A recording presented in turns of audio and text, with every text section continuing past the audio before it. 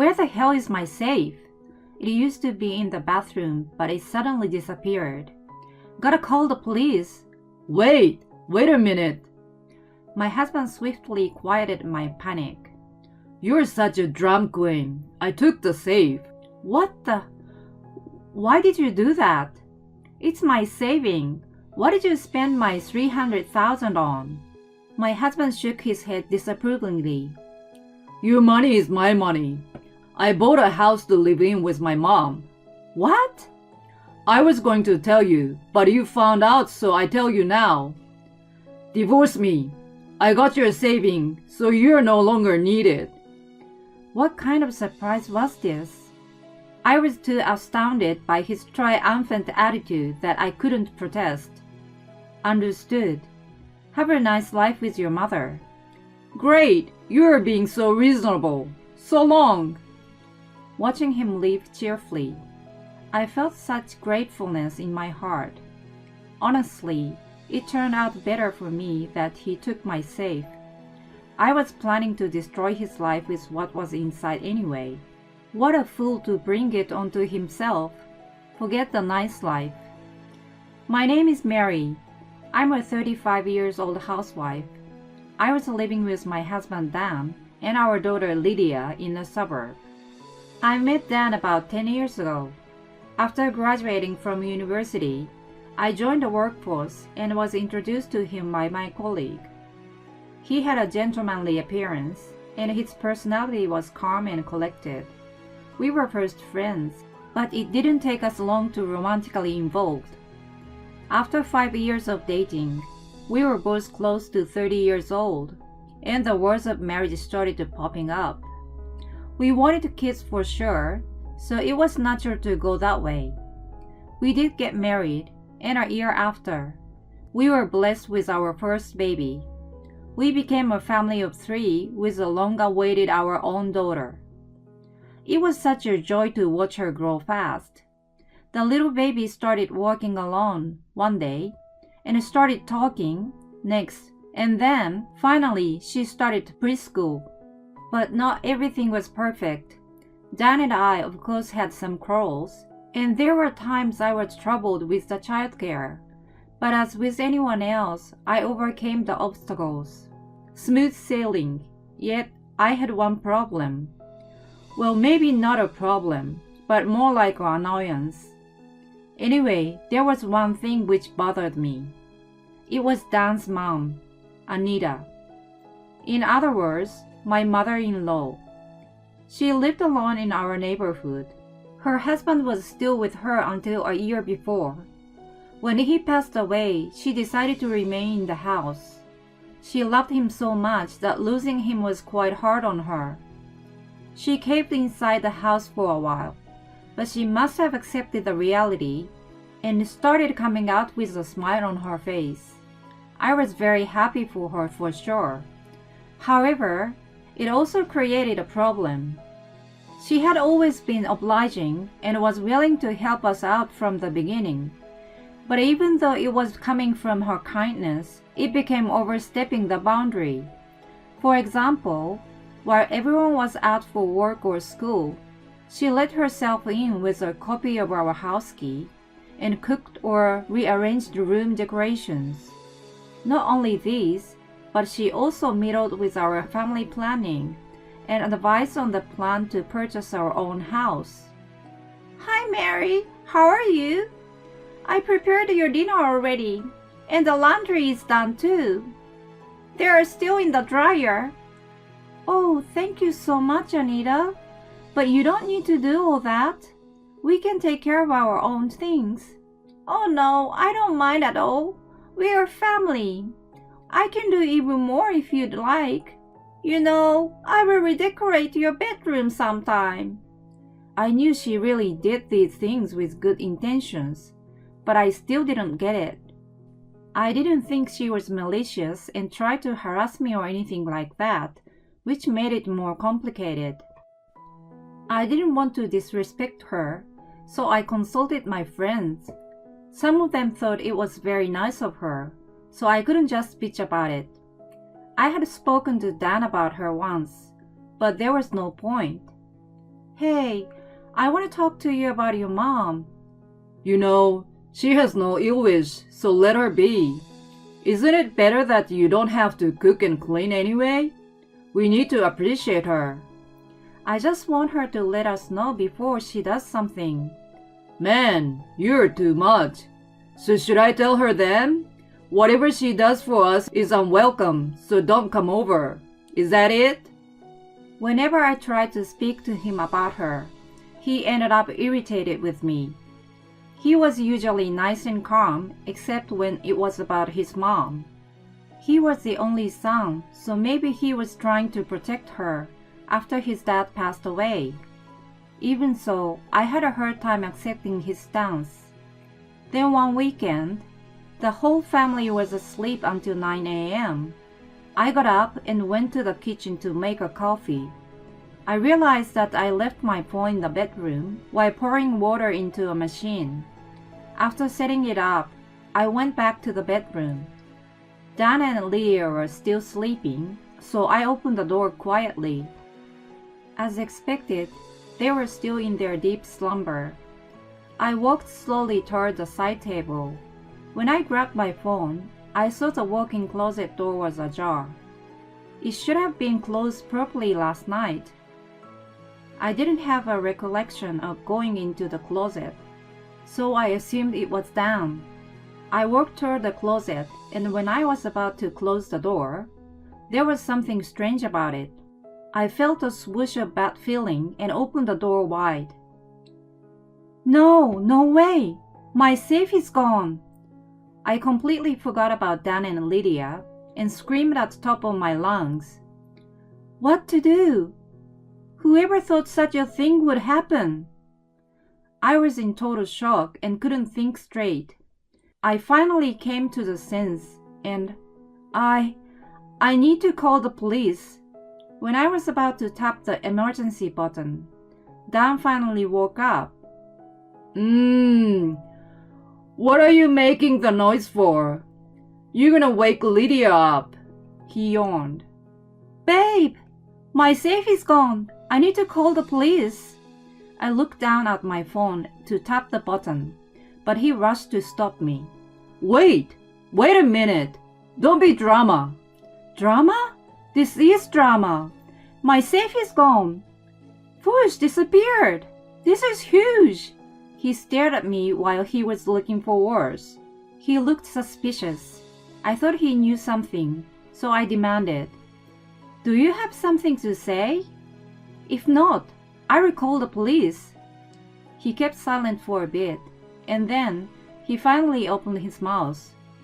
I took your safe out, and your cash card as well. I was too stunned that my mouth was agape. I regained my composure and checked my wallet. Indeed, my cash card was gone. I turned to face down. He looked relieved from confession, like he had no care in the world. It made me even more enraged. Why did you take it without my permission? It's my saving inside. What in the world did you buy with my $300,000? My husband shook his head disapprovingly. Your money is my money. I actually bought a house. It's a bit farther out in the countryside. I found quite a good-sized house for $300K. What the hell? A countryside? What are you gonna do with your work? I have a job too, and Lydia will need to change her school. I raised my voice scolding him, but I could care less at that point. He frowned at me for being offended, and then he dropped a bigger bomb. What do you mean? I bought the house for my mom and me, just the two of us. You've been unhappy with her. I'm not gonna keep letting you disrespect her and just look away. Huh? Do you even know what you're saying, you idiot? I snapped at him. He told me to shut up and kept going with his rant. I don't need a penniless wife now. Take custody and just let me get a divorce, okay? I was too astounded by his triumphant attitude that I couldn't protest anymore. Then Lydia, who must have been startled by our shouting, woke up. I picked her up in my arms from the bed. He chose his mother over his precious daughter. If so, there was no point keep arguing with him. I decided, okay, let's get a divorce. Have a nice life with your mother, he said, grinning. Great! You're being fair. Wait here. I will get the divorce papers. Surprisingly, he had already prepared our divorce papers. He went out of the bedroom and quickly returned with them, which he shoved in front of me. I saw that he signed it already. You can submit them. I'm going back to my mom's. He started packing his things up. I stared at the size of his face for a while. It was like looking at a complete stranger. There was no sign of Dan I fell in love with. I'm hungry, Mommy. Lydia had no idea what was going on and spoke innocently. Let's have breakfast, sweetie. I walked out of the bedroom with Lydia in my arms. A few days after the incident, Lydia and I were spending time at home. I took a leave from work for a while. If I was to divorce, there were some legal matters within the company to be taken care of, so I had spoken to my boss about bits and pieces of my circumstance. He told me to take the leftover paid leave and take it easy. I really appreciated his understanding. I informed Lydia about the divorce. It was hard for her to understand the situation, but I tried to tell her as much as I could. Daddy likes Granny more than me? She asked simply and then stopped talking about him. How sad. I must protect her and never let her feel unfortunate. Mommy, your phone is ringing. I must have been deep in my thoughts that I didn't hear my phone. Thanks, honey. Can you play along while I'm on the phone? I picked up the phone in my hand and saw Dan on the screen. I expected him to call me sooner or later. Yes? He started ranting as soon as I answered. God, you took a long time. Hey, what's that about? Why is there such a thing in the safe? You better explain. He sounded half sobbing while shouting. As you can see, or it's more like as you can hear, it's evidence of you and your mom stealing my money. I know everything. You took the safe because your mom put it in your head, right? I mean, you're still responsible for being influenced so easily. Anita was the one who came up with the idea and sent Dan to do the heavy lifting and buy a house. I actually knew she was eyeing my safe for a while. One day, when she let herself in the house, she assumed I was out and didn't see me in the living room. I watched her going right into the bedroom, which made me wonder why. I followed and observed her quietly. She disappeared into the walk-in closet and made some noise, and then left the house immediately after. When I checked what she had done, I found the safe scratched with some metal or something. 2 days after the incident, my safe disappeared. I remembered about it after Dan and I had fight. But when did you record this? You weren't around when we were discussing. You really didn't know. I was actually there. That's why there is a recording. A day after he gave me the divorce papers, I went to Anita's house. I couldn't do much about getting a divorce and having my money used, but I couldn't stand to let it go without saying anything to her. When I got to her house, an idea popped up in my head. I was going to revenge on her. I too had a copy of her house key, so I decided to let myself inside and freak her out. It was nothing compared to what she had done, but at least something. As soon as I got inside, I heard her and Dan talking. They were discussing the house they bought in the countryside. I immediately turned on the recording on my phone without thinking. Then Anita started laughing in her glory. She was enjoying the conversation about how she managed to take my savings successfully. I finally realized it was all her doing at that point. I was outraged that I almost jumped on her, but I kept my cool and continued recording. When the conversation was coming to the end, I went back home and downloaded the data into a USB, and then returned to Anita's house. You see, I left the USB in the safe then. Are you gagging?